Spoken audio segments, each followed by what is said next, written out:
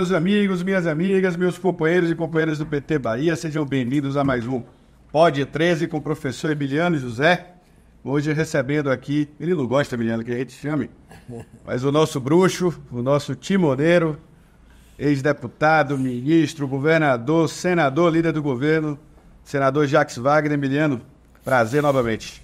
Uma alegria enorme estar recebendo aqui hoje o nosso querido Jacques Wagner, senador, governador, ministro, companheiro. Alegria enorme estar aqui depois dessa longa convivência, dessa longa trajetória comum. Para mim é uma alegria imensa estar aqui ouvindo e recebendo a narrativa dessa longa trajetória já sua. Nós estamos novamente aqui falando com nossas companheiras, nossos companheiros, aqui no podcast 13. Já é uma caminhada do podcast. Já estivemos aqui com o governador Jerônimo Rodrigues, já estivemos com o nosso secretário Felipe Freitas, já estivemos com o nosso pré-candidato a prefeito de Salvador, já temos uma trajetória. Zé Dirceu, que nosso presidente fez as honras aqui da casa com muito brilhantismo. E hoje queremos ouvir o nosso querido companheiro Jacques Wagner. Nós estávamos conversando um pouco antes, não é simples porque é muito assunto, nós vamos ter que reduzir. E eu vou começar então, eu vou deixar o passado lá atrás. Nós estávamos começando hoje um pouquinho lá do passado, há 50 anos atrás, mas agora nós vamos ter que enxugar um pouco o nosso tempo. E eu vou começar do início desta caminhada mais recente, de 18 anos atrás, atingindo maioridade agora este projeto. Como é que é aquele primeiro passo, aquele 2006, aquela chegada ao governo da Bahia? O que foi aquilo, aquela tempestade? Tempestade para os outros, né? Para nós foi a bonança. Bom, queria cumprimentar nosso presidente Éden, cumprimentar você, Emiliano, cumprimentar todos vocês que nos acompanham aqui pelo podcast 13 com o professor Emiliano José. Para mim é um prazer estar aqui na sede do partido, podendo compartilhar, bater esse papo, que eu espero que seja compartilhado por muitos dos nossos militantes e amigos, né? Porque, na verdade, a gente quer falar com todo mundo, não só com os nossos. Bom, Emiliano, na verdade, aquela caminhada eu só vou pontuar. Você falou de 50 anos e eu realmente, agora em junho de 2024, eu faço 50 anos de Bahia. Temos que fazer até, viu, presidente, uma festa. 50 anos sempre com 50 anos de casado, claro. 50 anos de vida, claro. 50 anos de Bahia. Tem que fazer. Junho eu cheguei aqui exatamente. Junho de 1974. 74. Ainda a rodoviária era lá perto das Sete Portas. Perto das Sete Portas. Onde hoje tem, se não me engano, o Mercadão da Sexta do Povo. Isso. Bom, tanto que Mariana, minha filha mais velha, fez 50 anos em março. Quando ela chegou, ela tinha 3 meses só. Não, então começou, na verdade, aí. E eu cheguei, como todo mundo que chega na Bahia se apaixona e não consegue mais deixar essa terra-mãe do Brasil, fundadora da nossa gente. E, bem, na verdade, você chegava meio clandestino, né? Naquela época, vai acabar voltando para o passado. Né? Naquela época eu cheguei aqui por conta de que eu lutava, como muitos da nossa geração, na minha e a sua, pelo retorno da democracia ao Brasil. 74 já tinha 10 anos de governo militar e eu continuava militante estudantil, era presidente do Diretório Acadêmico de Engenharia lá na Católica do Rio, e por conta disso e de militância também em partido político na época, na clandestinidade, acabei perseguido Então tive que deixar a universidade, fui para Belo Horizonte, fui para São Paulo e cheguei na Bahia em 74. Bom, quando eu cheguei na Bahia não conhecia ninguém, comecei a trabalhar e evidentemente que o sangue que corre nas veias sempre foi de fazer política, ou de política na comunidade, ou no sindicato, ou no partido. Então acabei, primeiro começou, depois teve um passo antes, que foi 78, o congresso, que a gente fez dos petroleiros e petroquímicos, um pouco antes, eu já estava no movimento das diretas já, então nós convidamos Almir Pazianotto, Fernando Henrique, Almino Afonso e Lula, que era um sindicalista na época despontando no movimento de São Bernardo. Foi aí que eu conheci ele, em 1978. E eu gosto até de contar, e ele confirma que tem uma memória muito melhor do que a minha, de que ele, a primeira vez que ele falou de partido político, foi nós dois conversando, na época no Hotel da Bahia, onde foi o Congresso de Petroleiros e Petroquímicos. Isso em 1978, que foi exatamente quando nasceu o Sandro, o segundo filho do Lula, com a Marisa. E ele virou para mim, ele na época já me chamava de galego, quando ele me viu assim brancão, numa terra como a Bahia, cuja predominância é de pretos, de pardos. Então ele disse, pô, você parece um galego aqui, e ficou. O galego acabou ficando, eu chego no interior da Bahia hoje, a moçada me chamou galego. Então, nossa, os jingles falam galego. Quê? Os jingles de campanha. Os jingles e aí ele disse para mim, galego, olha, esse negócio de sindicato é importante, mas a gente precisa ir além. Senão a gente vai ficar enxugando o gelo, que a gente vai ficar na luta sindical todo dia, nós precisamos entrar na política, porque é a política que ele já tinha essa visão, é a política que comanda o país, que comanda tudo, comanda o mundo. Então aí nasce o movimento pró-PT, né? Aí ele fala pela primeira vez, nós precisamos fundar um partido político. Acho que ele não chamou de Partido dos Trabalhadores naquela hora. E aí começou realmente o movimento a fermentar, até que em 80 acabou fundando o PT. Ele foi o primeiro presidente nacional, que era a expressão maior, como é hoje a maior expressão do PT nessa nossa caminhada. Eu fui o primeiro presidente do PT na Bahia.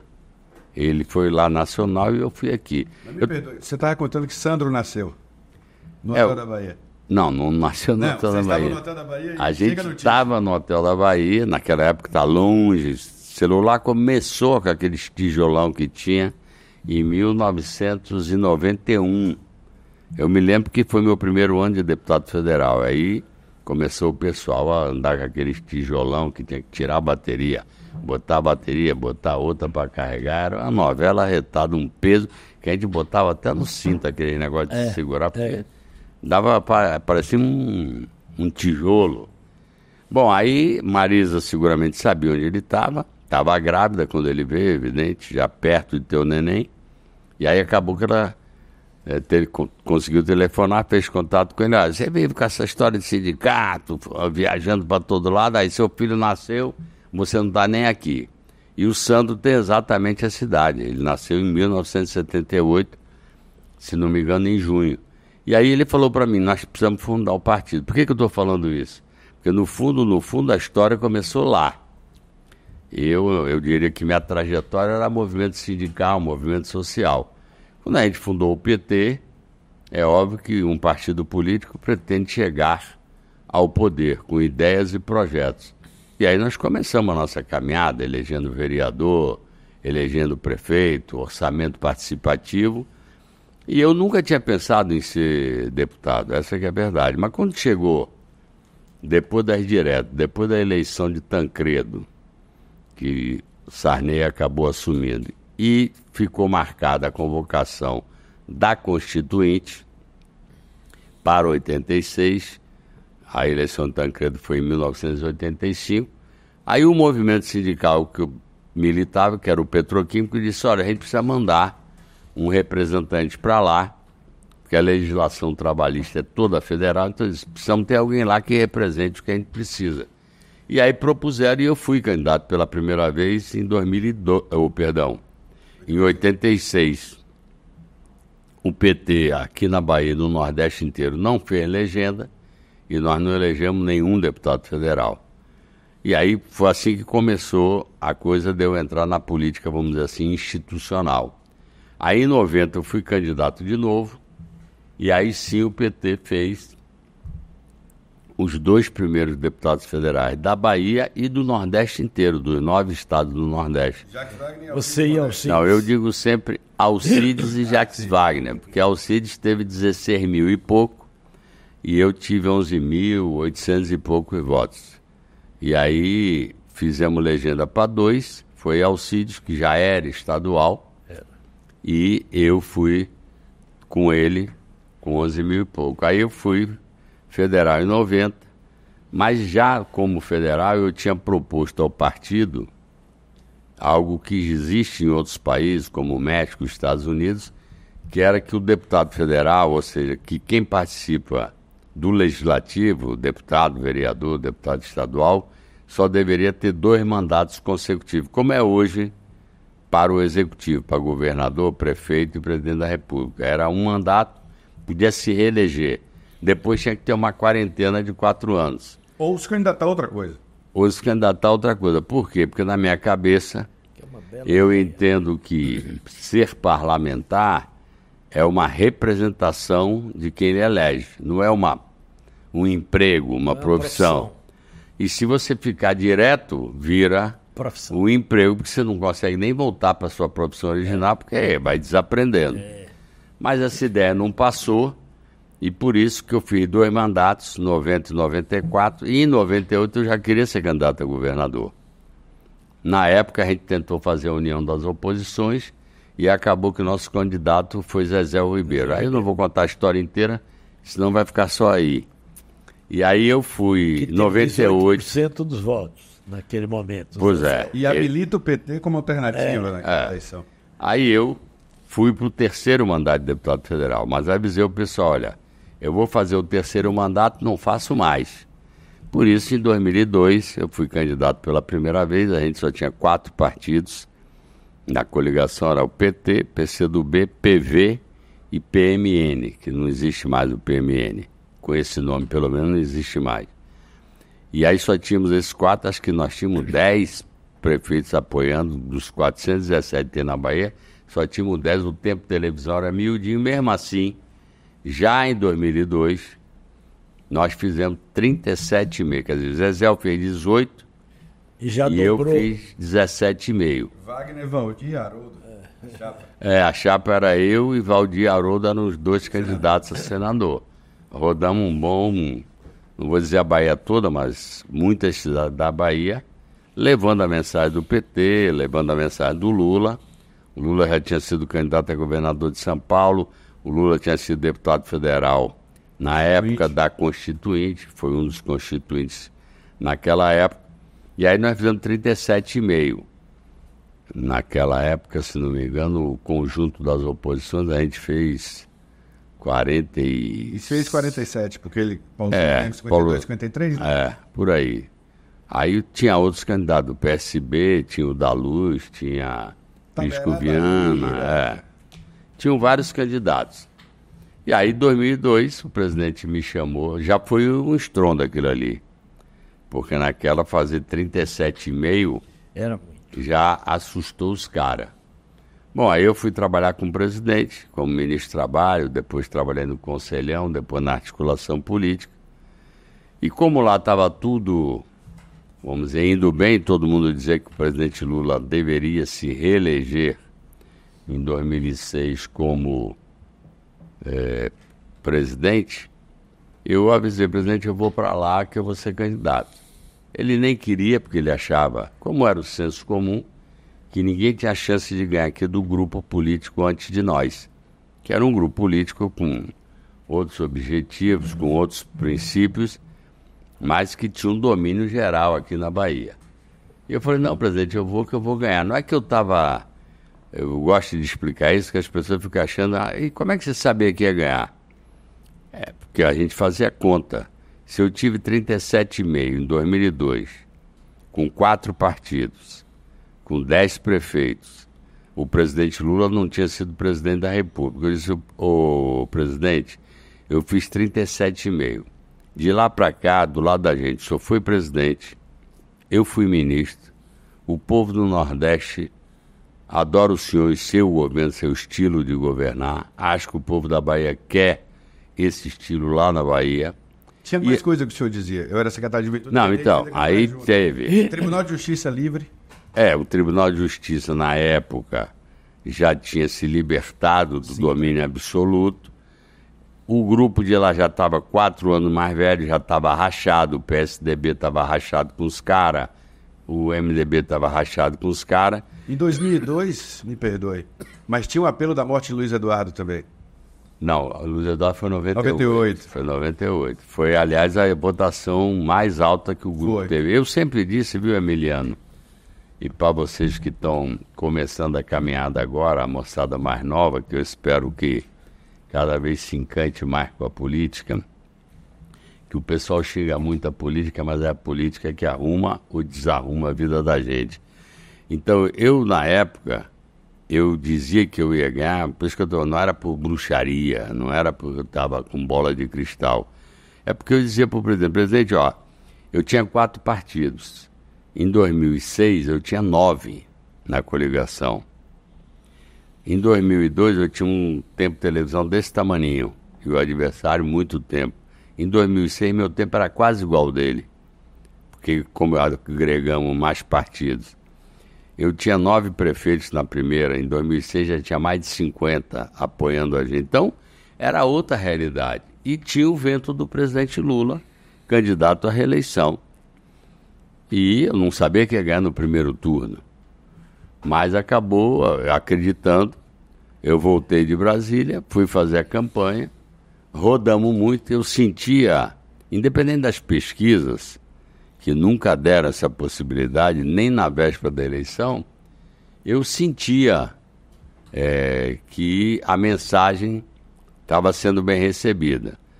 Não sei se a pesquisa do pessoal, por medo daquele sistema da época, não falava a verdade, eu não sei explicar. Eu sei que a pesquisa nunca deu isso. Você se lembra que no sábado, véspera da eleição, os caras da televisão em tese com a maior audiência aqui no Brasil diziam que a eleição estava resolvida no primeiro turno na Bahia e que o ex-governador Paulo Souto ia ganhar a reeleição dele.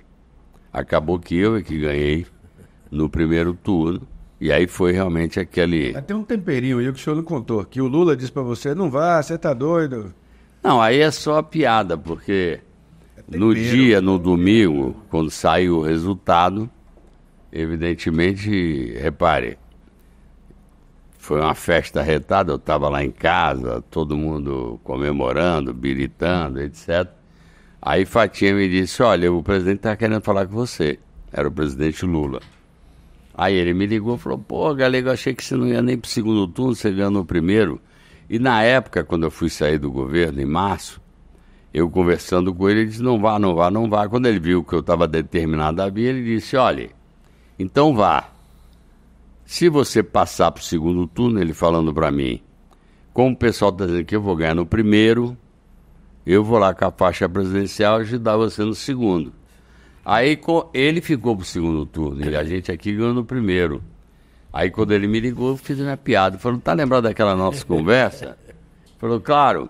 E digo, então, agora como o senhor ficou pro segundo, eu ganhei no primeiro, eu vou lhe ajudar no segundo. E é verdade. Eu montei a equipe de transição e fiquei as 3 semanas entre o primeiro e o segundo turno só viajando o Brasil, fazendo a campanha dele. Fui fazer a campanha de Eduardo Campos em Pernambuco, fui fazer... do Jackson Lago no Maranhão, fui fazer da Ana Júlia no Pará. No Rio eu não me lembro quem era o candidato, mas fui fazer campanha no Rio. Saí rodando. E ia muito para São Paulo, porque como tinha virado um fenômeno... Era a novidade da eleição. O cara que derrotou o grupo... Você vê que eu não falo o nome dos grupos, porque eu não faço propaganda de adversário. Eu falo com você. Só fica tudo falando, fulano, para de falar para fazer propaganda de adversário. Eu falo o grupo anterior. Uhum.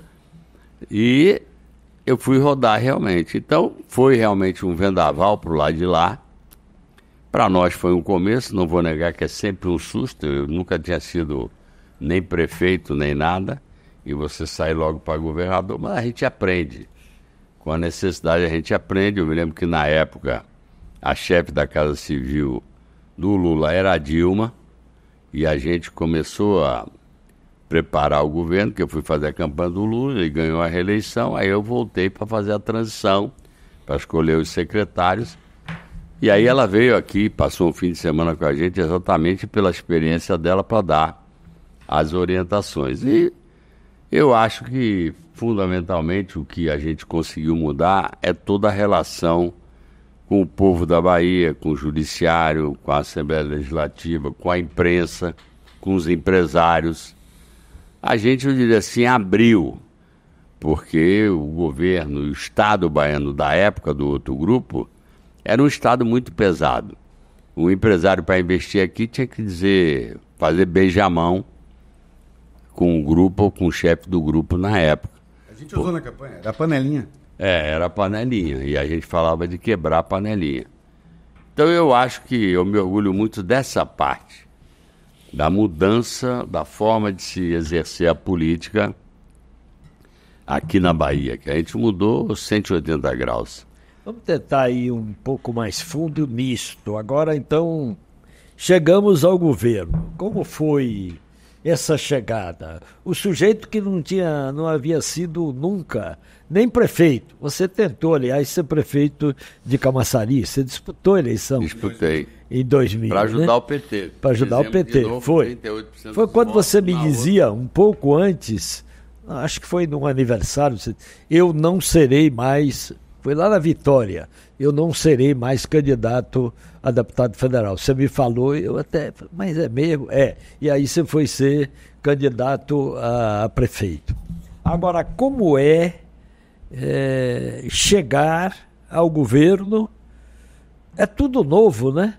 Para você, de alguma forma. E o que foi? Agora vamos pensar assim, foram 8 anos de governo, 2 eleições, você venceu a primeira, vence a segunda, sempre no primeiro turno. Como é que foi essa experiência? O que não vamos analisar todo o projeto ainda. O que foram esses 8 anos de um novo governo, uma nova realidade na Bahia? Emiliano, primeiro eu acho que é importante dizer, vou falar sempre com as nossas gerações que estão chegando, a moçada mais nova, que mesmo que era a primeira vez que eu era governador, sem nunca ter sido prefeito, nem nada executivo antes, a não ser diretor de um sindicato, mas é o que eu digo, é o time, é o grupo político, as ideias e os ideais do grupo. O PT, nessa época, já formava escola. Já tínhamos tido muitos prefeitos, e evidentemente a dimensão é menor de um prefeito, mas é também ser o executivo de uma população. E a gente é sido prefeito de cidades grandes no país. Então já tinha... Aqui na Bahia, a Vitória da Conquista já era um case nosso. Pois é, então nós já tínhamos um acúmulo de métodos de governar. E tínhamos princípios que eram fundamentais. A defesa da democracia, governar bem é cuidar da vida das pessoas, a dar prioridade aos que mais precisam. Então, os objetivos a gente tinha: implementar e fortalecer a democracia, fazer o desenvolvimento do Estado e da nação. Que Bahia você encontrou? Não, então... Mas encontrou gaveta vazia, não tinha projeto também, né? Não tinha nada. Na verdade, eu acho até estranho, viu, Emiliano, e de novo, por nós, que o pessoal falava muito, que eram grandes gestores, etc, etc. Eu não consigo achar. Porque quando nós chegamos no governo, repito, eu não cheguei sozinho, que eu chegava com o aprendizado do conjunto, do coletivo do Partido dos Trabalhadores, que me ensinou muito. É bom lembrar que quando eu cheguei no governo, já tinha chegado Lula primeiro na presidência da República. É muito mais complexo do que um governo de Estado. Eu já tinha sido ministro. Então, 2002 eu não conhecia nada, 2006 eu já tinha bebido na experiência do PT. Eu estou falando isso, Emiliano, porque você sabe, eu acredito muito em grupo político, em time político, em propostas, em princípios gerais. É óbvio que cada um tem seu valor individual, é claro. Eu fui eleito seguramente por valores também que eu carrego, que são diferentes dos valores de outro, qualidades eu quero dizer. Mas é bom que se diga que eu cheguei sem experiência individual, mas montado num conjunto de experiências exitosas no Brasil inteiro. Agora, eu peguei a Bahia assim, ó. Nós éramos, apesar de 15 milhões de habitantes, quarto maior território nacional, ou melhor, quarta maior população, quinto maior território nacional, um estado fundador da nação brasileira, porque começou aqui a miscigenação, pretos, índios e europeus que chegaram, e nós éramos o maior número de analfabetos. Nós éramos a maior carência de água potável para as pessoas, saneamento, residência e por aí vai. Hospital, uma única universidade federal, a Universidade Federal da Bahia, que aliás tinha desigualdade social absurda. Bom, século XIX, é a Bahia do século XIX. Então essa foi a Bahia que eu recebi, dita, bem governada pelo grupo anterior, cujos princípios, repito aqui, não são os nossos. É um grupo mais conservador, mais à direita. Então eu não considero que eram grandes gestores, porque quem deixa estradas, a situação das estradas era péssima. O pessoal que andava de carro para cima e para baixo pelo país, ou caminhoneiro, ou pessoas com seus carros, diziam: já sei que cheguei na Bahia, tá cheio de buraco. Hoje eu tenho orgulho de dizer que é o contrário. Já sei que cheguei na Bahia, tem muito tapete. O pessoal, quando a estrada é boa, chama de tapete para rodar.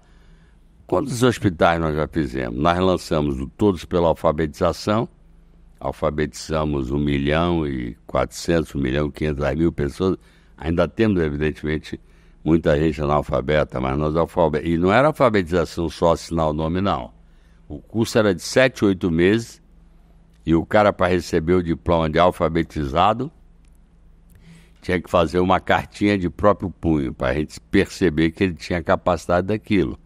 E a gente se inspirou em Cosme de Farias, que lá atrás era um professor sem ser batizado, sem ter a formação, e que andava com a cartilinha dele do ABC, ali em Cosme de Farias, alfabetizando as pessoas. A gente tinha ele como referência. Bom, é evidente que a Bahia tem grandes educadores, mas estou falando na questão alfabetização, o conceito era dali. Bom, então eu repito, a gente tinha... Água para todos. Aí o Lula tinha feito Luz para Todos. A gente aqui fez o Água para Todos. E foi o maior programa de água e saneamento da história da Bahia, da história da Embasa, que depois foi nacionalizado pela Dilma. Pelo sucesso que ele teve aqui na Bahia, você sabe, 60% do nosso território é semiárido. Então, as mulheres, porque em geral são elas que ficam com essa tarefa, pela divisão de trabalho machista que a gente tem no mundo, o homem faz isso aqui, mulher fica em casa. Isso hoje já mudou completamente, está cheio de mulheres no mundo das empresas, da política, em tudo. As mulheres cada hora ocupam. Já tivemos uma presidente da República aqui, que foi a presidente Dilma. Então, a gente vinha, repito, enfrentar um Estado, talvez com a maior taxa de desigualdade do Brasil, com todas essas mazelas sociais. Não tinha hospital aqui. Hoje eu fico achando engraçado que o pessoal que governou isso aqui por 40 anos e que não tinha hospital, a indústria era a indústria de ambulância. O prefeito jogava na ambulância, mandava para Salvador e ficava aqui nos corredores dos hospitais, ou o pessoal ficava morrendo de dor no interior, tomando chá, tomando remédio, mas não tinha o que procurar. Hoje eu vejo muita gente reclamando da regulação. Reclama da regulação, cara pálida, porque é óbvio que todo mundo quer ser atendido melhor. O cara pálida que eu estou falando é a moçada de oposição. Porque no seu tempo o pessoal nem vinha procurar o hospital, porque não tinha. Então ninguém joga pedra em árvore que não tem fruto. Mas hoje o cara diz, não, mas lá na capital, ou em Feira de Santana, ou em Vitória da Conquista, ou em Teixeira de Freitas, que a gente foi inaugurar. Conhecer o Juazeiro ou Barreiras. Tem hospital. Nós fizemos, sei lá... Mais de 20 hospitais. Nós fizemos 23, 24 policlínicas. 2.500 postos de saúde. Vai visitar o Hospital Ortopédico da Bahia, que a gente fez aqui no Cabula. É um espetáculo. Eu esteve lá. Estive lá, fui fazer um exame lá. Eu vou ter que fazer uma cirurgia no pé, por um problema. Estou me programando para fazer lá. Para mostrar que a gente faz hospital que serve para rico e para pobre. Porque a gente bota o que tem de melhor. Então, o pessoal hoje realmente tem problema de fluxo na chamada regulação, que são as operações que você pode marcar, não são a emergência, porque todo mundo sabe que pode procurar um hospital que vai ter um hospital de oncologia, vai ter um hospital ortopédico, entendeu? Porque tem o Hospital das Mulheres, tem o Hospital Oncológico, tem o Hospital especializado em ortopedia. Então, por isso que da fila, vou repetir, porque o pessoal sabe que se entrar na fila vai ser atendido. Está demorando? Tá, por isso que eu te falei, a demanda aumentou muito mais por conta desse pessoal. Então, eu acho que a gente mudou da água para o vinho a realidade baiana.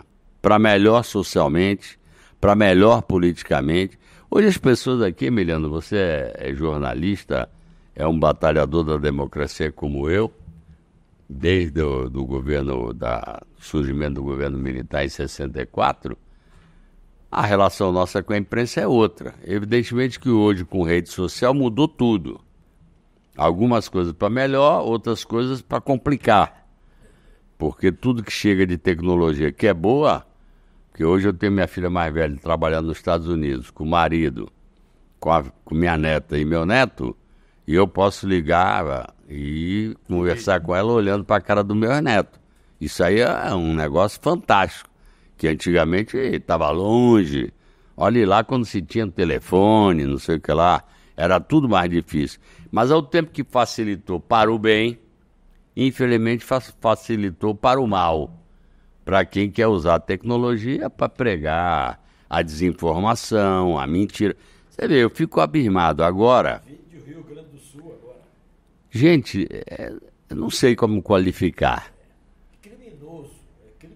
Porque para mim ultrapassa a palavra criminoso. Eu não sei achar que palavra eu chamo de um ser humano, ou de um grupo de seres humanos, que vendo uma tragédia como a do Rio Grande do Sul, com a enchente atingindo 90% dos municípios gaúchos, sei lá, centenas de milhares de pessoas sem casa, sem emprego, sem roça, sem plantação, cooperativas que se acabaram. Estado destruído. Destruído. O aeroporto de Porto Alegre, capital, fechado e não tem estimativa de quando volta, porque a pista está debaixo d'água, sei lá, há 20 dias.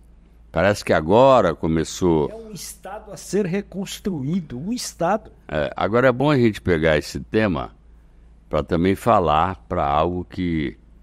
Então eu estava falando, a tecnologia é boa, infelizmente a moçada do mau caráter, do criminoso e por aí vai, usa para sair na política ou numa tragédia espalhando mentira.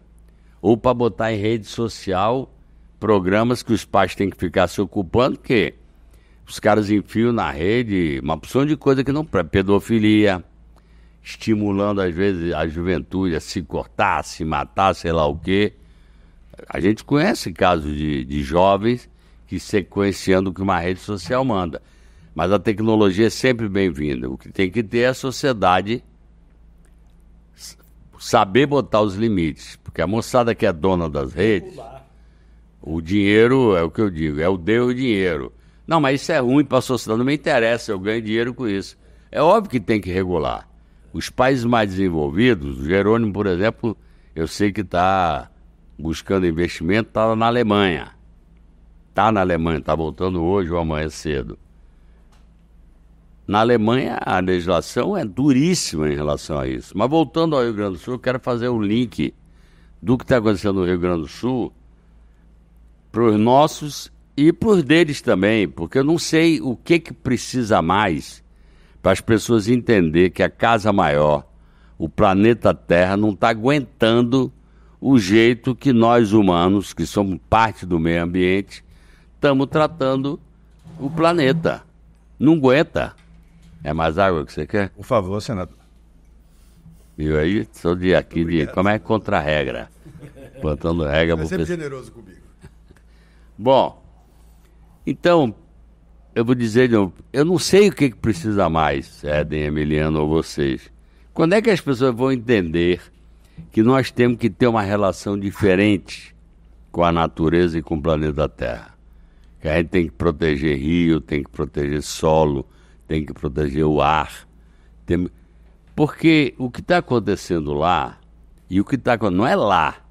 O Rio Grande do Sul, pela posição geográfica que ele tem, que vem a corrente vinda do Amazonas, quente, vem a corrente fria vinda do sul, do continente.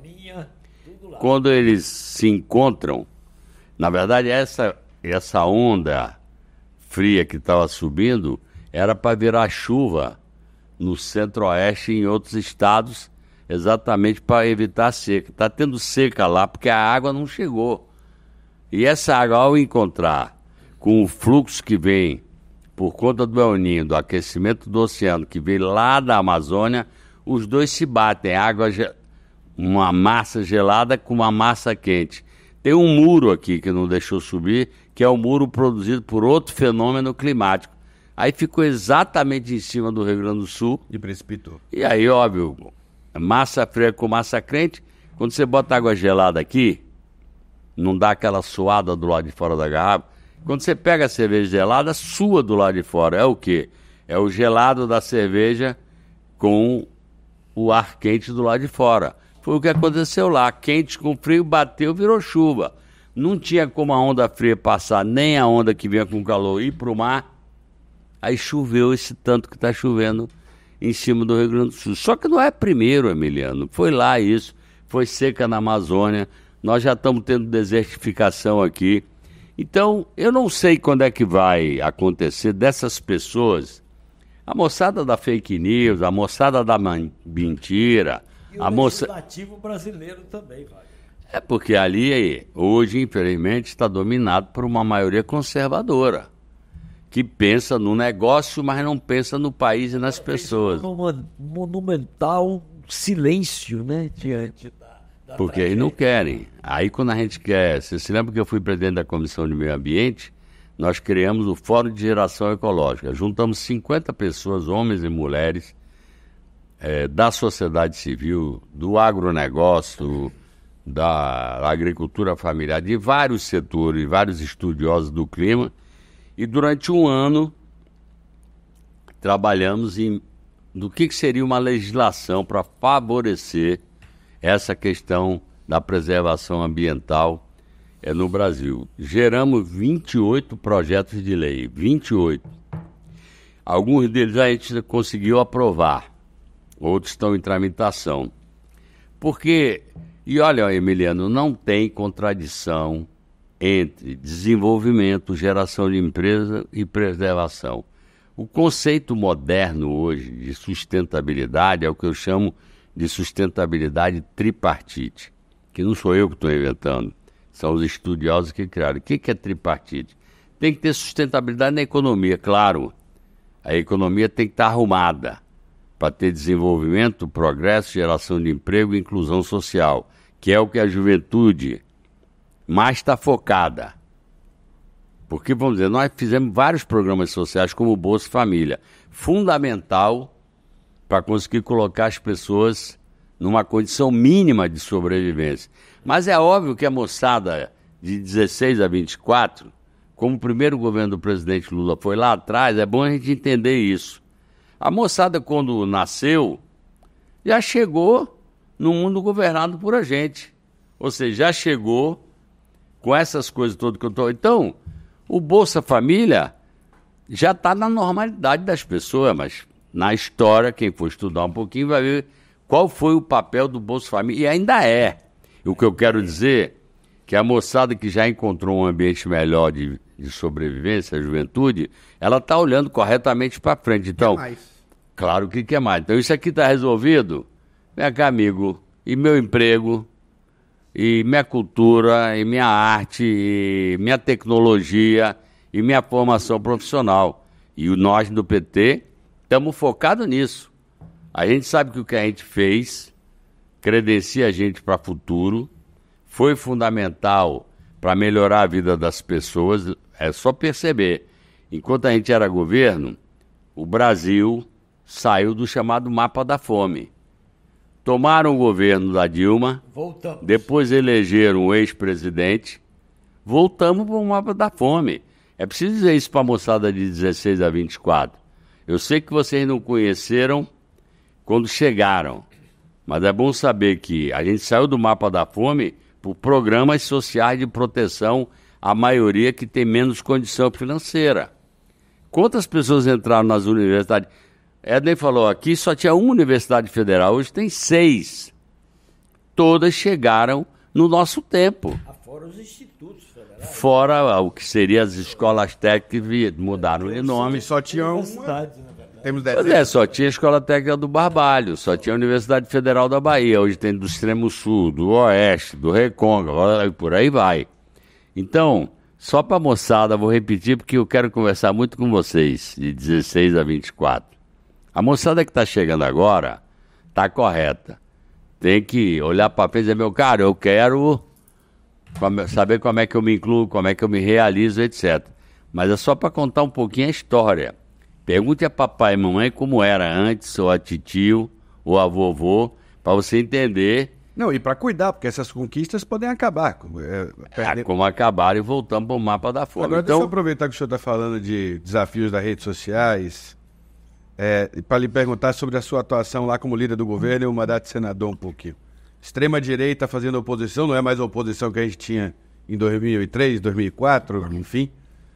Uma radicalização grande, uma polarização contínua, parece que não acaba a disputa política, um parlamentarismo inovado, eu vou chamar assim, porque não teve... Um parlamentarismo sem responsabilidade. Irresponsável. E as emendas PIX. Estou tentando fazer aqui os maiores desafios de ser líder do governo. Não, na verdade, eu disse isso ao presidente Lula, a gente está numa quadra histórica... O OMC que é estudioso, Emiliano, bem diferente. E você que é jovem... de burro aqui do lado de Emiliano. Já... Não, porque você não deixou acabar de falar. O cara é apressado, tá vendo? É próprio da juventude, o cara é apressado. Eu ia lhe elogiar também pela sua juventude, pela sua capacidade de dirigir o PT. E que a gente fez uma reunião ontem discutindo algumas coisas, e para mim a melhor intervenção foi dele, com uma visão mais geral, tá vendo aí? Obrigado, senador. Então... Sempre bom professor. A verdade é que nós estamos vivendo uma quadra esquisita no mundo.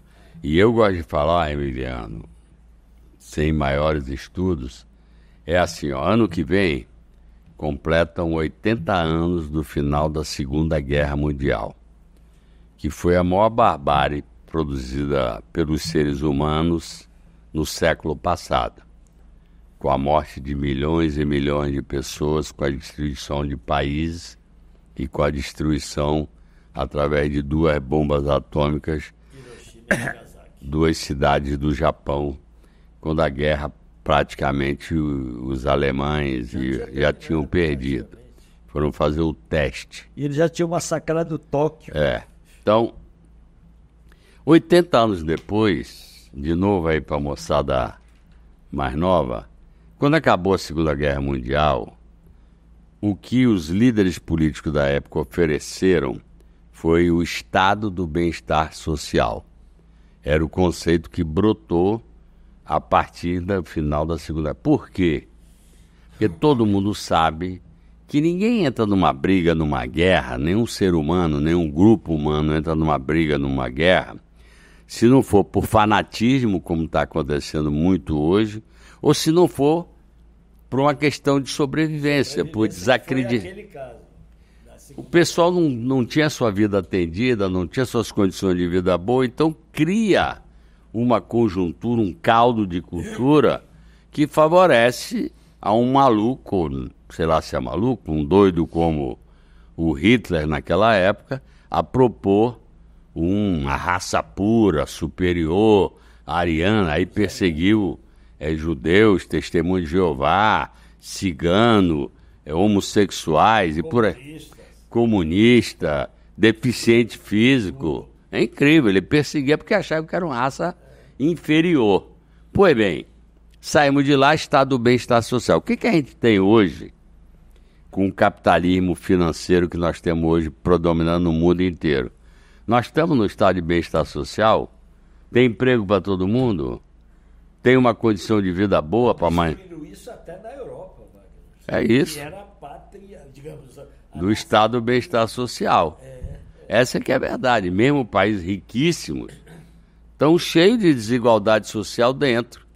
Vamos ver, estamos no mundo dos aplicativos. O cara descobre um aplicativo bacana, é um bilionário e uma cacetada de gente, muita gente, trabalhando em condições muitas vezes ruins, uma subcondição de trabalho. Então, o que eu acho que está... mais concentração de riqueza do que os bancos tinham no século passado, com a condição da relação mercado e trabalho muito desfavorável para os trabalhadores. Trabalhador de aplicativo não sabe quem é o patrão, não tem seguridade social, não tem acompanhamento nem nada. E quando os bancos quebram em 2008, o senhor está falando disso, o capitalismo central decide acabar com o estado de bem-estar social, tirando dos pobres. Então não tem mais educação pública, não tem saúde pública, não tem seguridade, não tem aposentadoria. Nos Estados Unidos, na Europa e aqui. A PEC do teto de gastos de Temer é isso, vamos tirar. Vamos dar um limite para o estado de bem-estar social, porque nós precisamos manter o superávit para pagar banco. Mas eu vou tentar lhe puxar de novo para chegar na liderança. Não, então, é que eu acho que isso está predominando. O episódio está acontecendo no Brasil, está acontecendo na Europa, nos Estados Unidos, no Japão, em vários lugares do mundo. Na minha opinião, a causa central, essa eu vou chamar assim, desilusão com a promessa do estado de bem-estar social feito no final da Segunda Guerra, 80 anos depois a moça diz, pô, ninguém resolve nada, então eu vou para maluquice.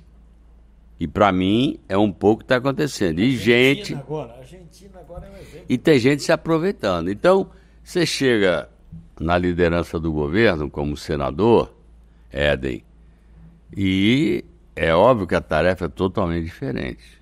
Porque quando eu fui deputado de 91 até 2002, independente, sempre teve governo e oposição, sempre teve gente extremada, mas a maioria era gente que tinha as posições, mas conseguia sentar para dialogar, tinha argumento.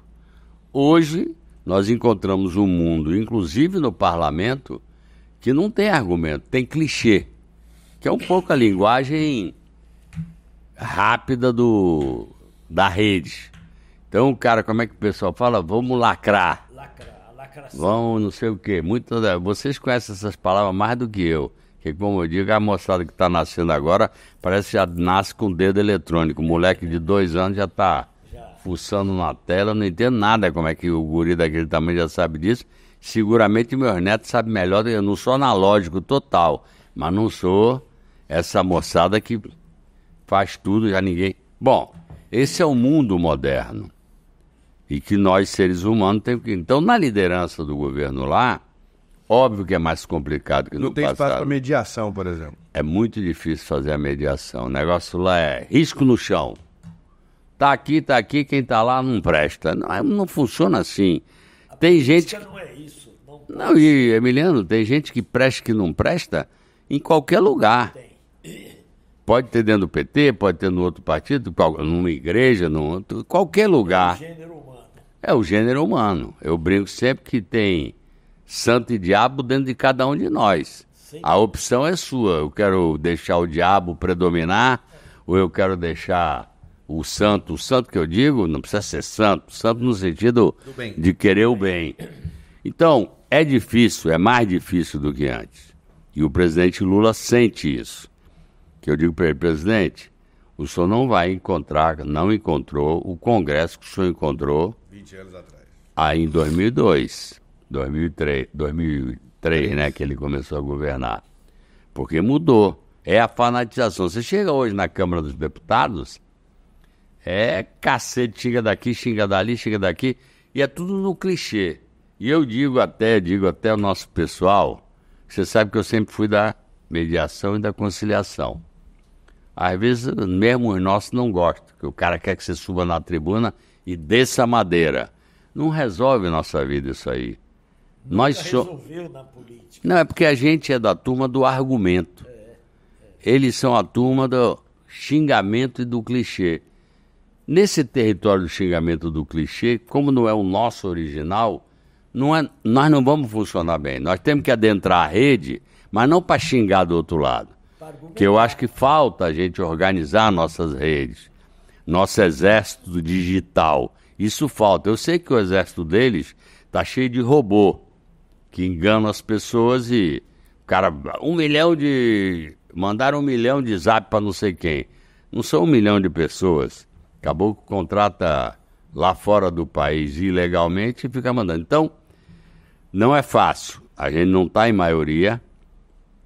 Felizmente, a gente tem conseguido trabalhar e aprovar os temas principais da economia. Aprovamos a PEC da transição. Bom, aprovamos tudo que era estruturante, mas quando chega... Até a reforma tributária, 40 anos, 50 anos. Que diziam que nunca ia chegar, e com o Haddad, com o presidente Lula, com a gente lá, fizemos. Agora, quando entra em temas como esse que a gente comentou, tragédia do Rio Grande do Sul, já tem lá os caras que são batizados de negacionistas, que negaram a vacina, que negam o aquecimento global, que negam a ciência, é o obscurantismo puro. Já tem gente dizendo, não, o acidente do Rio Grande do Sul não tem nada a ver com mudança climática. Não tem a ver. Amazônia, claro que tem tudo a ver. Então, a ciência está dizendo, o oceano está mais quente, o oceano está elevado, o polo norte está derretendo, perdeu muito da sua estrutura de glacial, de gelo. Então, como é que não está acontecendo nada? Claro que está acontecendo. Não é à toa que todos os países do mundo hoje têm o foco na questão ambiental. Hoje a questão ambiental não é a questão do que se chamava o bicho grilo, o cara que quer ficar contemplando a natureza. Hoje se trata de uma questão de sobrevivência. Esta casa, onde estamos? Bom, mas quando entra nesse sistema, porque o cara tem interesse... Não vou generalizar, mas muita gente do chamado agronegócio acha que tem que produzir, detonando terra, acabando com floresta. E eu digo, eu não, o presidente Lula, tem muita terra que precisa ser regenerada para não precisar derrubar floresta. Custa mais caro, eventualmente, mas é melhor custar mais caro do que ter enchente, seca, deserto, batendo na porta da gente. Agora, mas você entende, mesmo isso, na questão ambiental, por exemplo, é uma questão que os caras fecham o ouvido e ficam repetindo a mesma. Dogma. Eu queria girar para um outro caminho, o mesmo, caminho inicial. Você tratou dos 8 anos de governo, né? Os seus primeiros mandatos. Agora, há um projeto em andamento. Eu disse, vamos agora com 18 anos de idade, esse projeto. Vamos fazer, né? Vai fazer agora, né? 17, 5 meses. E como é que é eu estou falando agora, quero uma avaliação sua deste projeto, não do governo Wagner, o que foi até agora esta caminhada, porque é um susto no país, de alguma forma. A gente conseguiu o que conseguiu até agora aqui, com, obviamente, o voto do povo da Bahia, garantindo a continuidade desse projeto. O que é isso? Bom, primeiro a gente precisa agradecer a maioria, pelo menos, do povo da Bahia, que nessas 5 eleições manteve o nosso grupo liderando, comandando o governo do estado da Bahia, que é um estado, já disse aqui, fundamental na nação brasileira, pela história, pelo 2 de julho, por tudo que a gente representa pela nossa literatura, pelo nosso esporte, por tudo que a gente representa, por a gente ser, na minha opinião, a terra-mãe, como eu gosto de chamar, do Brasil. Eu acho, Emiliano, que o povo continua mantendo a gente no governo por algumas coisas, mas vou botar duas. Primeiro, pelo estilo de governo, como eu já disse aqui, onde impera a democracia e o respeito até com os adversários. Não é fácil. A gente vai para o interior e sobe no palanque o prefeito da cidade, mesmo que seja de oposição. E eu explico para o nosso pessoal por quê. Porque o cara não está lá a não ser pelo voto popular. Eu fui governador, Rui foi governador, Jerônimo não é governador pelo voto popular. Então, se eu estou aqui pelo voto popular, eu não posso desconsiderar ou desrespeitar. Por exemplo, o prefeito da capital é de outro time político, mas ele foi eleito pelo voto. A gente vai agora disputar nova eleição e vamos trabalhar para ganhar. Mas quem ganhar, eu sou obrigado a respeitar, por uma questão. Então isso é uma coisa que eu acho fundamental, a relação entre os partidos, a relação com a sociedade, com a imprensa, com o judiciário. Até eu chegar tinha 30 desembargadores, hoje tem mais de 60, porque na época se dizia para controlar o judiciário é melhor ter menos desembargador, só que menos desembargador no Tribunal de Justiça significa que o atendimento à população vai ser pior, porque é menos gente despachando processo. Então, tudo isso eu acho que é um dos elementos. Os empresários sabem que aqui está oxigenado, que o cara entra aqui, trabalha, que o grupo político é cumpridor de compromisso, que a gente não descuidou da área, vamos dizer, financeira e fiscal do Estado. O Estado da Bahia é governado por um conjunto de partidos, mas liderado por um partido progressista. Para falar o nome que eu acho que soa melhor do que você fala de esquerda, eu não gosto muito disso, esquerda-direita. Eu acho que são princípios que a gente tem. Então, o Estado está controlado financeiramente e socialmente, Emiliano, a gente deu um salto tamanho do mundo. Eu estou em Brasília, eu ouço o que as pessoas dos outros estados falam. Ninguém está aqui pelos meus belos olhos, como a gente fala. A gente está aqui porque tem 16 ou 20 hospitais, porque tem escola, porque tem uma opção de coisa. Mesmo em itens complicados como a segurança, que é um problema hoje, de novo, mundial, pelo tráfico de drogas, pelo tráfico de armas e por aí vai, não é, pelo crime. Não é fácil esse controle. Se fosse fácil, alguém já tinha achado a solução. Mas tá aí. Acabou o Jerônimo de lançar o Bahia pela Paz, que é uma edição, eu diria assim, modernizada do que a gente criou lá no meu governo, o Pacto pela Vida. O que é isso aí?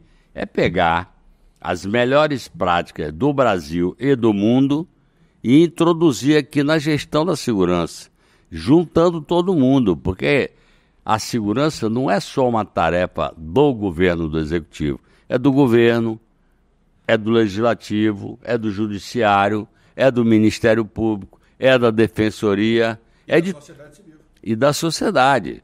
Então, o Bahia pela Paz aponta o que eu digo, o caminho, ou seja, tem uma postura frente à questão da segurança. E nós vamos colher fruto. Ninguém planta como é que se chama? A semente hoje, a árvore hoje, e amanhã tem fruto. Leva 2 anos, leva 3 anos, a depender da planta e do fruto. O item segurança, vou repetir, se fosse fácil, estava resolvido. Os Estados Unidos e a Alemanha não está resolvido, porque o mundo está conturbado. E o tráfico de drogas, o crime organizado, ele virou uma multinacional do mal, corrompendo, introduzindo em tudo que você imaginar. Em todo o mundo do negócio tem um laranja, como se chama. De concorrência. Hein? Agora, nós estamos vendo É isso. Fã de concorrência. Tem muito posto de gasolina que é dos caras. Bom, então não é simples. Aí botamos câmera, estamos usando o que tem de melhor em tecnologia. Eu sei que ainda é o que mais assusta a sociedade. Eu não sou de não enxergar problema. que um péssimo caminho para um governante é não reconhecer e não enxergar o que tem de problema. Porque a primeira coisa para se curar é reconhecer e saber que tem uma doença. Tem uma doença no item segurança. E essa doença tem que ser tratada. Agora, é uma doença que não é simples. Como a medicina enfrenta muita doença que se leva lutando uma opção de tempo. Então, na minha opinião, vou repetir, a gente tem... Por que a gente está ficando 5 anos? Eu sei que é uma surpresa para muita gente. Até porque o grupo anterior dizia que ninguém ia ficar mais tempo do que eles. Eles ficaram 16. Nós já fomos para 20. E eu espero, acredito, Jerônimo reeleito, nós vamos para 24. Aí alguém diz, mas aí não dá aquele negócio de envelhecimento? Depende. É uma decisão... Não, mas não é só isso, é também uma atitude nossa. Eu sei que quando eu não quis ser candidato a governador, agora em 22, quando Jerônimo se elegeu, foi um cacete. O Lula também, porra, você tá maluco, vai entregar. Eu sei que teve muita gente, inclusive nossa, achando que eu estava entregando para o outro lado. Por que eu ia entregar para o outro lado? Eu acredito no que a gente está fazendo. Só que eu sou um pregador da renovação. Vou repetir, porque essa moçada de 16 e 24 anos tem que vir para dentro da política. Tem que vir para cá, não precisa ser do PT. Tem que entrar na política, que também não se faz só em partido político, se faz em movimento social, se faz em movimento sindical, se faz na igreja, se faz em uma opção de lugares. Mas o partido político, a política é o fundamental, a política institucional. Então, eu sempre preguei a renovação. Então, fui eu, foi Rui. Quando o pessoal queria que eu fosse candidato a governador, eu falo isso e ninguém acredita, mas eu acredito. Eu ia arrancar muito melhor do que Jerônimo, claro. Eu já estava na cabeça das pessoas, ex-governador, amigo do Lula, blá, blá, blá. Mas eu não ia chegar na reta final tão bem quanto ele. Porque ia ficar muito mais fácil para os caras dizer assim, é o mesmo cara, é ping-pong, é dele para Rui, de Rui para ele, depois de novo. Nada disso. E, felizmente... Aí a tese do cansaço podia aparecer. Claro, por que não pinta a tese do cansaço? Porque a gente não é grupo de um dono. Esse é que é o problema. Cansou no outro grupo, todo mundo sabia que era o dono. Podia mudar o governador. Mas todo mundo sabia onde é que decidia as coisas. Não, tem que falar. Se não falar com o chefe, não resolve nada. Não tem mais chefe aqui. Tem líder, tem governador, tem deputado. Por isso é que não envelhece, se a gente continuar nesse caminho. É porque você sabe que o poder encanta, né? Eu, graças a Deus, consegui passar pelo poder, ainda estou, porque sou senador, blá, blá, blá, blá, mas não faz minha cabeça. Eu acho que o poder político só presta pelo que você pode produzir via poder político na vida das pessoas. Não é para mim. Eu estou para lá de orgulhoso, vaidoso. O meu maior orgulho é ter chegado à condição de governador da Bahia. Mas não fico de nariz empinado, achando que sou porretão. Isso é o caminho para o cara se acabar. Como eu gosto de dizer no interior, salto alto é porreta na nossa irmã, na nossa mãe, na nossa namorada, na nossa esposa, nas mulheres que gostam de salto alto, na hora que vão botar. Para quem está a fim de andar de política, sandalinha da humildade no pé que faz melhor companhia do que outra coisa. Então, eu acho que por isso que a gente vem se mantendo. E o Lula volta um pouco por isso também. Porque as pessoas viram outros modelos de governar e as coisas já estão pintando. Já fizemos o pé de meia para vocês da juventude que precisam para poder ajudar a ficar no ensino médio.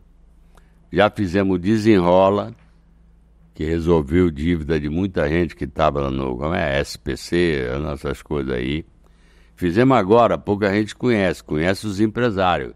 O Desenrola Empresarial, que já teve adesão de 6 milhões de empresas, que é exatamente também equacionar, porque depois da Covid, óbvio que vários setores econômicos sofreram muito.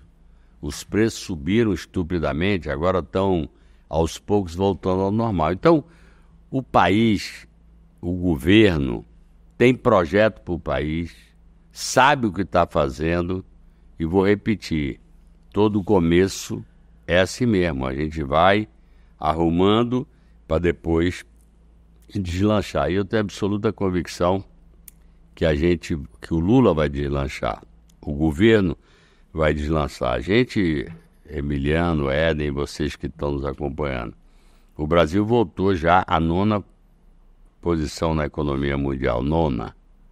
Tinha caído para 12ª ou 13ª.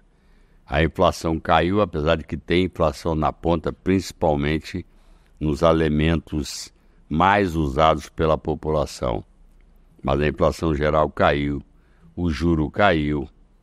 Tem uma série de programas sociais que voltaram para estudante, para juventude, para micro e pequena empresa, para agricultura familiar. Agora, a casa estava totalmente desmontada, Emiliano. Tiraram o teto, tiraram janela. Virou uma esculhambação, essa que é a verdade. O país não tinha rumo. Que não é política. Nós queremos destruir. Isso o ex-presidente falou com toda a nitidez. Ele cumpriu. Não, vim para construir, vim para destruir. Ele falou com toda a nitidez. Eu não tenho preconceito contra a iniciativa privada, até porque a iniciativa privada cumpre um papel importantíssimo. As empresas pequena, média e grande cumprem um papel. Agora, o público tem o seu papel, as coisas para o governo e a iniciativa privada também. A gente tem que aprender a conviver. A gente é um partido, como eu digo, progressista, ou se quiser de esquerda, mas veja quantas PPPs, que chama-se parceria público-privada. Quantos a gente fez? Tem um hospital desse jeito. O hospital ortopédico que eu falei, que a gente acabou de inaugurar, que Jerônimo acabou de inaugurar, a gestão dele é da equipe do Hospital Einstein de São Paulo, que é uma referência, eu diria até mundial, de gestão de hospital e de saúde. É eles que estão gerindo. O nosso emissário submarino foi feito pela Embasa numa PPP. Nós temos estrada feita em PPP. Ou seja, a ferramenta a gente usa, o metrô. Aí, ó. Por isso que eu digo, a moçada mais nova já chegou a andar de metrô, mas não tinha.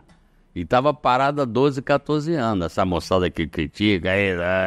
Eu digo, ih, cara pálida, você teve aí tanto tempo sentado na cadeirinha, 40 anos, e não fez?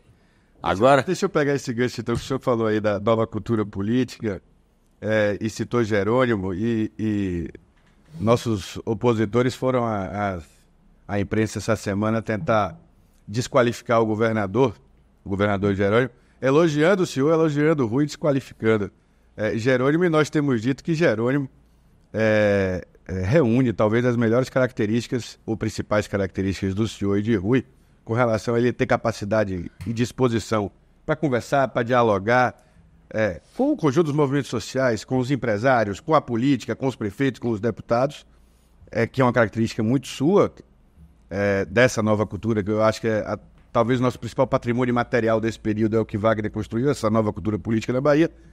Mas ele também é um cara da correria, de correr e tal, e de acordar cedo e dormir tarde, e querer trabalhar e perseguir meta e tal, que ficou muito isso como uma característica de Rui, em que pese Wagner. Eu acho, senador, que o senhor tem muita sorte, mas essa eu vou citar uma. A turma da oposição fazia pouco caso do senhor, lembra? Não, Wagner não gosta de trabalhar, Wagner não gosta de trabalhar. Wagner visitou, o primeiro governador a visitar todas as cidades.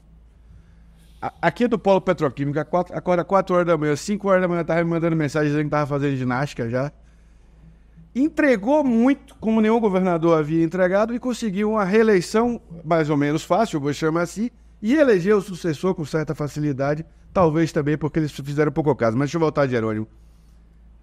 Nós estamos errados em apostar em Jerônimo com essa perspectiva que o PT aposta, com essa esperança de que ele fará um governo ainda melhor? Mas antes, juntando as coisas, eu estava coçando aqui para perguntar, e aproveite respondendo a Éden, mas respondendo a mim também. Quais, se é possível, e acho que quais as características desses 3 governadores, Wagner, e as diferenças? É o mesmo projeto, mas você mesmo disse, cada um tem suas características. Quem é o Wagner, quem é o Rui, quem é o Jerônimo? Então, primeiro, eu até agradeço o elogio, mas dispenso, que óbvio que o elogio foi feito também para tentar desqualificar Jerônimo. Eu acho até estranho, porque o cara perdeu para Jerônimo. Se ele desqualifica quem ganhou ele, então o cara é mais desqualificado ainda, né? Que você perde. E se o cara é ruim e ganhou para você, então eu não entendo muito bem. Mas repare, é o cacuete da coisa, da prática política velha, antiga, mofada. Essa que é a verdade. Porque, repare, no mesmo sequência desse episódio das críticas, o cara diz que quem votar num projeto correto e bom mandado para a Assembleia Legislativa pelo governador Jerônimo vai ser expulso ou não vai ter direito a fundo partidário. Repare, ninguém está mais a fim de canga. Esse tempo passou, cara. Não vai voltar mais. Esse tempo já foi. Isso é tempo, sabe, quando tinha ditadura, quando tinha governo autoritário. Então, o cara não acorda, continua tentando no século XXI que a gente está, usar políticas retrógradas do século passado. Então, não fomos nós que envelhecemos, porque ser envelhecido ou não é a idade cronológica, é o que você carrega na cabeça. Eu tenho 73 anos e posso ter um pensamento mais moderno do que alguém de 40, depende da cabeça de cada um. Então, na minha opinião, a tentativa de desqualificar é o desespero de querer achar caminho. Só que por esse caminho não vai. Porque eu digo sempre, você não ganha desqualificando o adversário, você ganha se qualificando, dizendo o que você tem ou o que você já fez, o que você tem melhor para fazer. Eu acho, Emiliano, que o não envelhecimento do grupo é por a gente também ter pessoas que têm, do ponto de vista, como você disse, pode ter a mesma estrada, mas percorre a estrada de jeito diferente. Eu tenho meu estilo, que eu sou mais do campo negociador, mais, vamos dizer, de fazer a relação política, mas eu, evidentemente, me cerquei de pessoas para cuidar da gestão.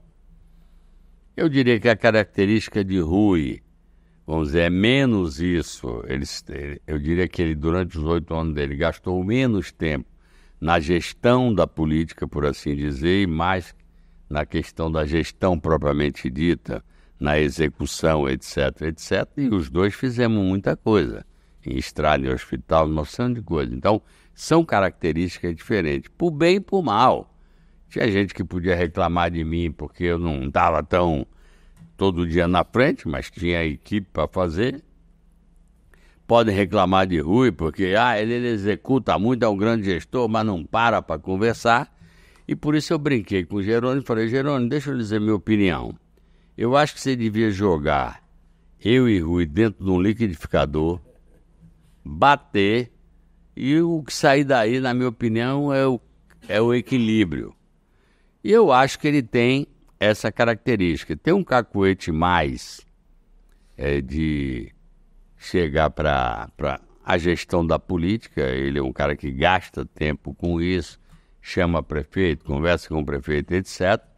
Mas não descuida da gestão, tanto que vive rodando no interior, olhando obra, inaugurando obra, assinando obra. Então são características diferentes, o que eu acho positivo, Emiliano, porque, repare, o projeto é o mesmo, mas Wagner é de um jeito, Rui é de outro, Jerônimo é de outro. Isso é bom para oxigenar. É por isso que eu acho que ninguém tem que se eternizar no poder.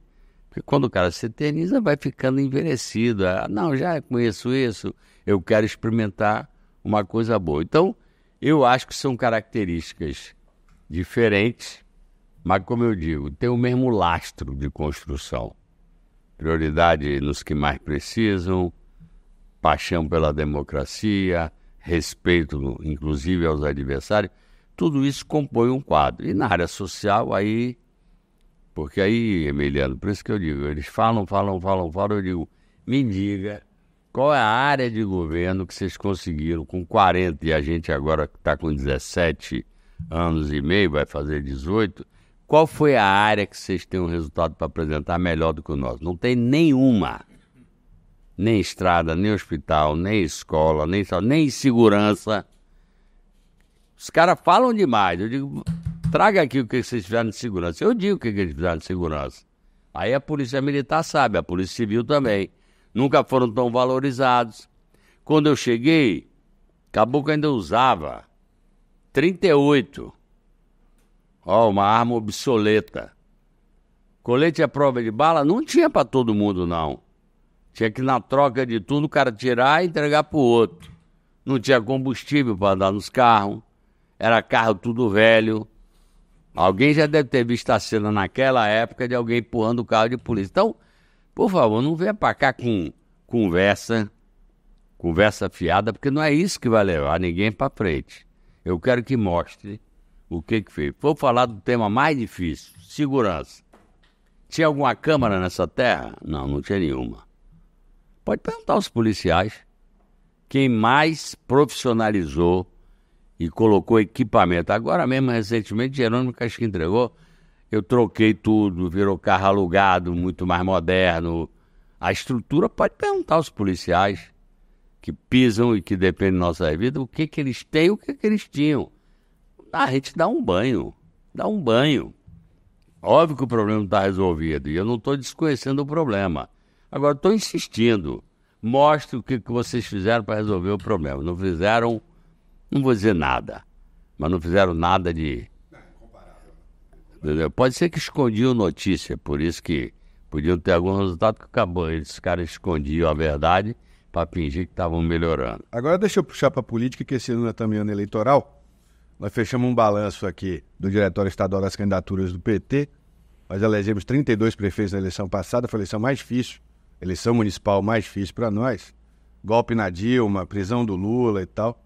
Mas a nossa perspectiva é muito boa agora, né? De retomar não só um tamanho, mas uma presença do PT nos municípios. Estamos aí com 110 candidaturas homologadas pela Bahia inteira.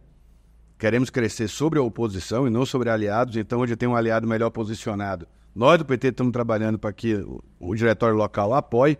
Nós queremos que Lula e Jerônimo vençam as eleições em todas as cidades, seja com o PT ou com o aliado. Mas, dentre essas 110, nós temos cidades importantíssimas, né? Feira de Santana com o Zé Neto, Conquista com o Valdenor, Camaçari com Caetano, Isaac em Juazeiro, Tito em Barreiras, Adélia em Ilhéus. Estou citando aqui só as maiores, Rosalvo em Lauro de Freitas.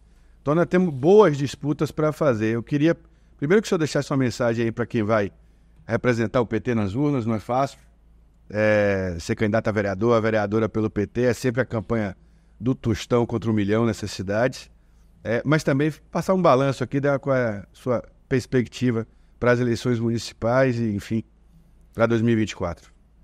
Olha, eu acho que essa eleição municipal, diferentemente de outras, até pelo processo de fanatização e de polarização que aconteceu na política, continua prevalecendo as questões municipais. O pessoal, quando vai votar para prefeito e vereador, está pensando fundamentalmente na sua cidade, que é onde as pessoas moram. Tem o estado, tem a nação, mas o cara mora na rua tal, do município tal. Então o cara quer saber se o seu município vai melhorar, a sua cidade vai ficar mais arrumada, mais bonita, mais receptiva. Bom, é isso. Mas eu acho que vai ter também a presença da polarização nacional. Não acho que é o que predomina, mas eu acho que vai ter. Porque ninguém está votando para presidente. O cara está votando para prefeito. Então o cara vai olhar se o prefeito faz bem ou não faz bem. Ele quer saber se a cidade melhora. Mas é natural perguntar de que lado o cara samba também, né? É do time de Bolsonaro? Não, claro. Aí o pessoal, no caso aqui do Nordeste, o pessoal prefere muitas vezes esconder que é do outro lado. De qualquer forma, eu acho, Éden, que essa eleição, pelo número, inclusive, de candidaturas que a gente está apresentando, mostra que o partido está se organizando. É claro que a gente dirige uma frente de partidos grande e, como você colocou muito bem, a gente tem que saber equilibrar. E eu brinco sempre que a briga que acontece ao nível da federação acaba em 1 mês. A briga que acontece no estado acaba em 2 meses. A briga que acontece no município não acaba nunca. Às vezes até aliados do mesmo grupo a nível federal e estadual, mas no município há uma guerra. Por que é mais difícil no município? Porque todo mundo compra na mesma feira, todo mundo compra no mercado, os filhos às vezes estudam na mesma escola, então o cara fica um tirando piada com o outro. Sabe como é isso? Senta no bar, aquela guerra de grupo político. Então não é simples, e nós somos para o PT. Porque é óbvio que o nosso pessoal tem corretamente a paixão pelo partido. Muitas vezes cabe a nós, a você como presidente do partido, eu como senador, dizer, não, calma, quieta, acomoda, porque a gente precisa respeitar os aliados, porque a gente não ganha eleição sozinho. A gente ganha eleição com essa frente que tem aí. Mas eu acho que a gente vai ter um resultado positivo por tudo que a gente fez no governo estadual, por tudo que foi feito pelos nossos prefeitos nos municípios. Então, na minha opinião, eu quero primeiro desejar muita sorte. E vou repetir, Éder, não adianta entrar no território, não adianta travar a batalha no território do adversário. Vou repetir, muita gente vai para o campo do xingamento, da ofensa, eu acho que a gente não tem que ir. Nós temos muita coisa para apresentar, então não precisa cair na desqualificação, porque a política, quando é feita da cintura para baixo, eu acho que você vai estragando, vai deteriorando a política. Eu acho que a política é bonita pelo debate de ideias. Então, o que eu quero desejar a todos vocês que vão ser candidatos, a vereadora, vereador, vice-prefeito, vice-prefeita, prefeito e prefeita, primeiro, muita sorte. Segundo, muito trabalho, porque quem ganha eleição é pé na estrada. Tem que andar, conversar, óbvio que tem rede e tal. Terceiro, tem que organizar a parte de rede. Que hoje, em qualquer lugar, qualquer cidade, tem rede, tem celular, etc. Então, temos que fazer nossos grupos de zap para facilitar a chegada da notícia daquela candidatura que a gente defende, do PT ou de um partido aliado. Então, e politizar a campanha, politizar no seguinte sentido. É óbvio que hoje tem muita coisa do domínio do dinheiro. O fulano botou, sei lá, quantos milhões aqui. Eu digo, tudo bem, nós não vamos disputar milhões, eu acho que a gente tem que disputar ideias.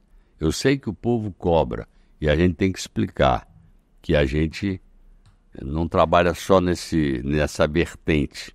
Nós trabalhamos também, óbvio, na melhoria, nós melhoramos, já falei, não vou repetir, mas tem que ter coisa objetiva, mas tem que fazer eleição na política, disputando ideias, disputando conceitos, mostrando quais são nossos princípios orientadores.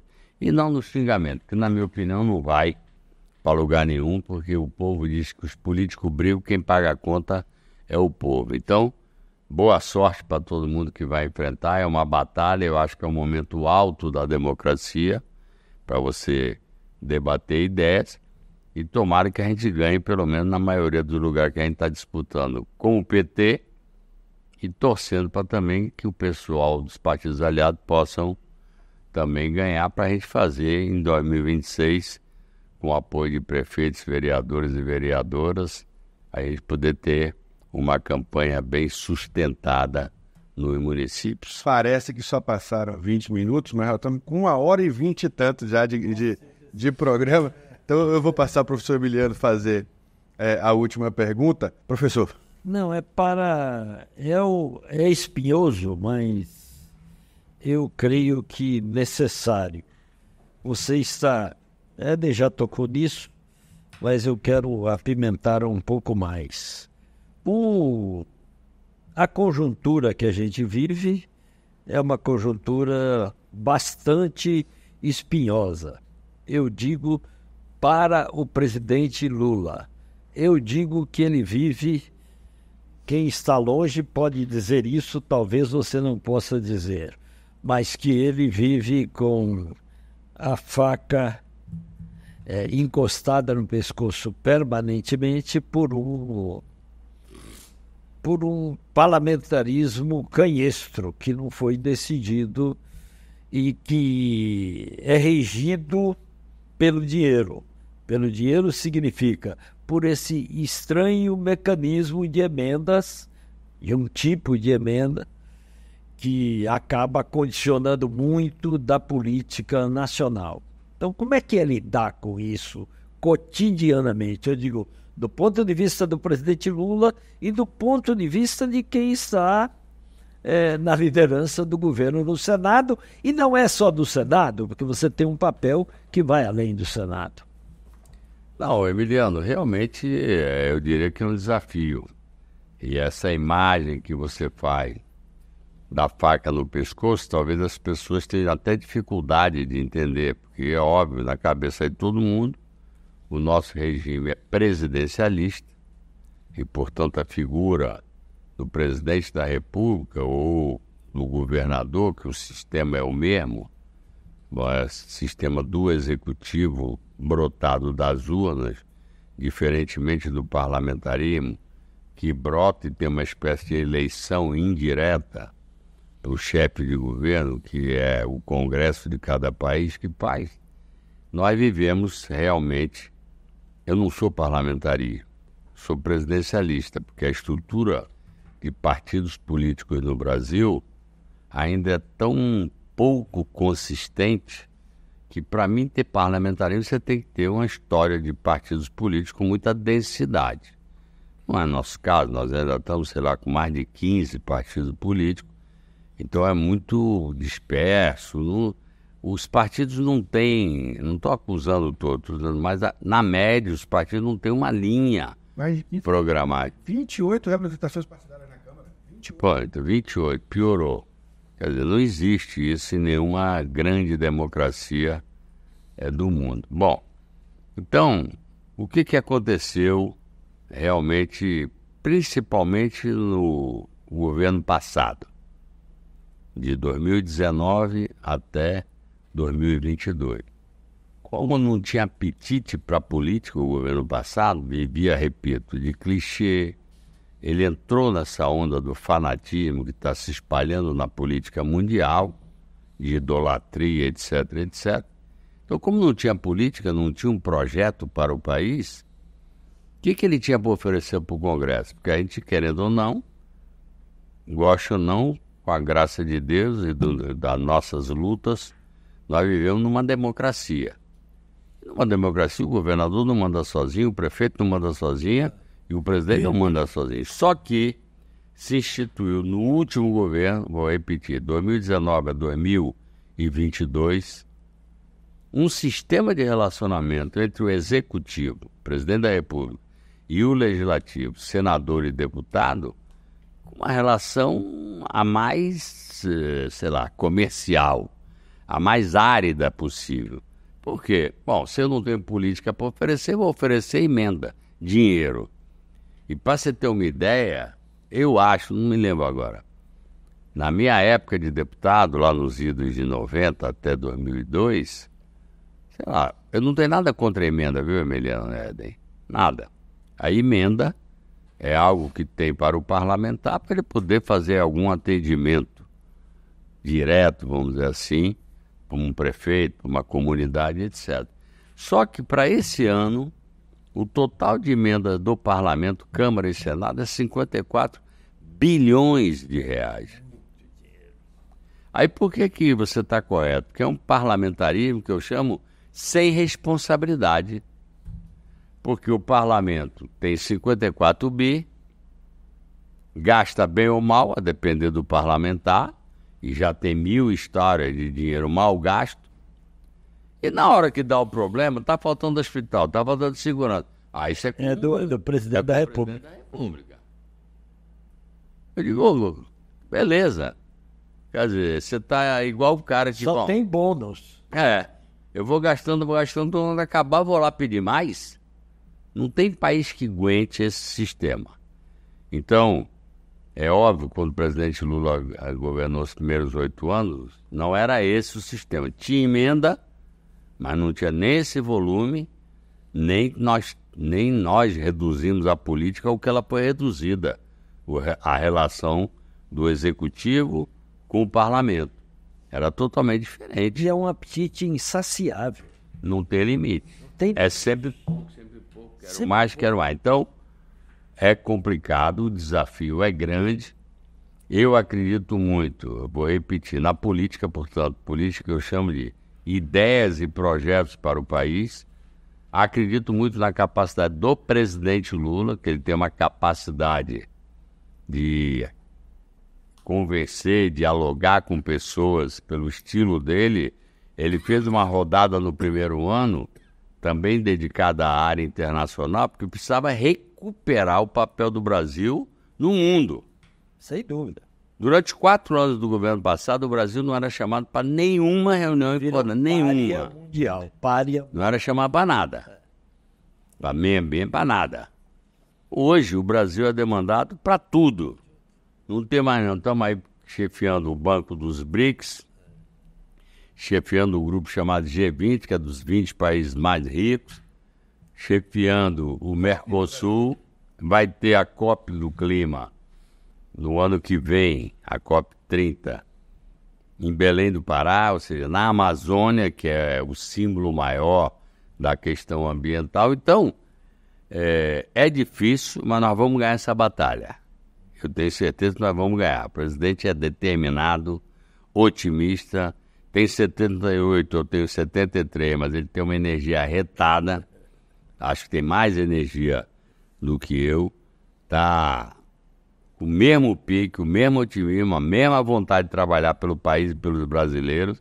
Então nós vamos acertar e ganhar essa batalha. Mas vou repetir aqui, até porque estamos chegando perto da eleição municipal. Nós vamos ganhar essa batalha na política.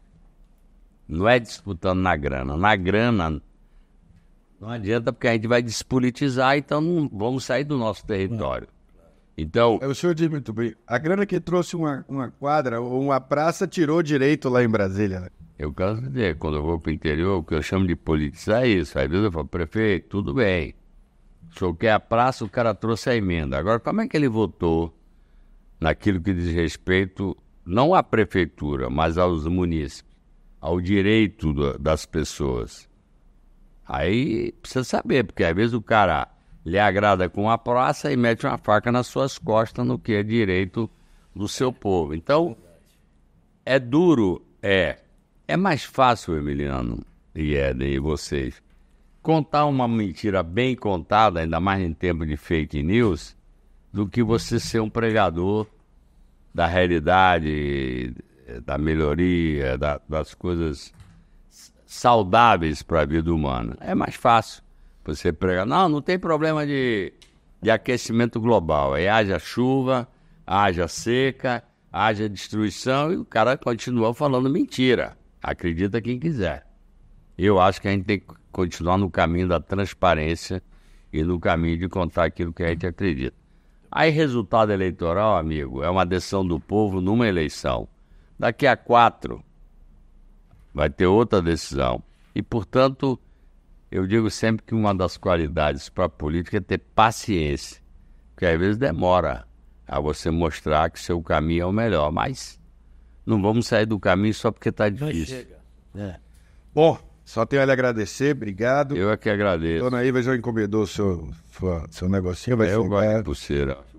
Vai chegar já da Coreia do Sul, mas muito obrigado pela participação. Não muito não, que eu dei uma tropeçada e fui me escorar na parede, acabei machucando mesmo, mas nada disso.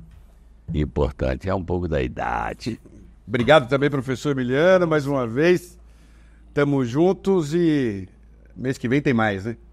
É uma vez por mês, né? Uma vez por mês. Muito obrigado, então, senador Jacques Wagner. Um abraço, gente. Wagner. Tempo. E esse tempo na Bahia, e já lá se vão mais de 4 décadas, esse tempo nasceu de mãos operárias, mãos de Jacques Wagner. A ditadura no encalço e ele chega, emprega-se logo no polo petroquímico. Ele chega à Bahia, muda-se para uma casinha em Itacaranha, envolve-se na defesa dos trabalhadores, torna-se presidente do Sindiquímica. Liderança, elege-se deputado. Do parlamento, a vitória para governador. Na mais surpreendente eleição do Estado, quando se anunciava a vitória do adversário no primeiro turno. Um susto a chegada dele. não era qualquer coisa. Derrotava uma das mais longevas oligarquias da história da Bahia. A propaganda adversária revelava-se falsa. Foi ele quem ganhou a eleição no primeiro turno. Wagner trazia no coração a ideia de mudar os destinos do povo baiano. Essa ideia o fez amado pela nossa gente, pela gente baiana. Trajetória sempre vinculada ao Partido dos Trabalhadores, ele próprio um dos fundadores e um dos presidentes do partido na Bahia. Governador, inaugura um novo tempo na terra do Senhor do Bonfim, dos orixás, de tantas crenças, porque é um povo de fé, tempo de liberdade, democracia. Nada mais de ódio, nada mais de arrogância, nada mais de truculência. Sepultou o coronelismo e dedica-se, disso sabe o povo da Bahia, a melhorar a cada dia as condições de vida da população. Tarefa enorme a desafiar governos, porque a desigualdade não nasceu ontem. Atravessou séculos, marcada pela escravidão e pela continuidade da concentração de renda.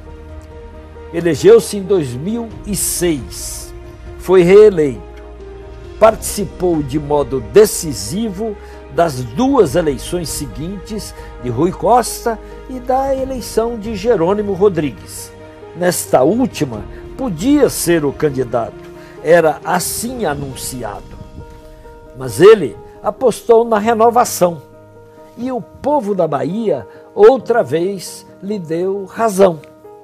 Dele, considerando essas quase 2 décadas, pode-se dizer ter construído uma nova hegemonia, fundada na democracia, no diálogo, na relação permanente com o povo.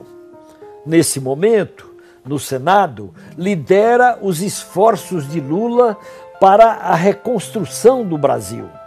Tarefa instigante, difícil. Para ele, outro desafio. A vida política, sempre, como diria o poeta, tem pedras no meio do caminho. Com paciência, cabe removê-las. Wagner sempre afastou as pedras do meio do caminho. E o fez porque nunca lhe faltou a esperança numa sociedade capaz de dar dignidade a todos, sociedade a ser construída passo a passo. Uma vocação democrática profunda, não apenas voltada a qualquer verniz liberal, a de Wagner. Democracia a combinar com igualdade, distribuição de renda, com a utopia do fim da miséria.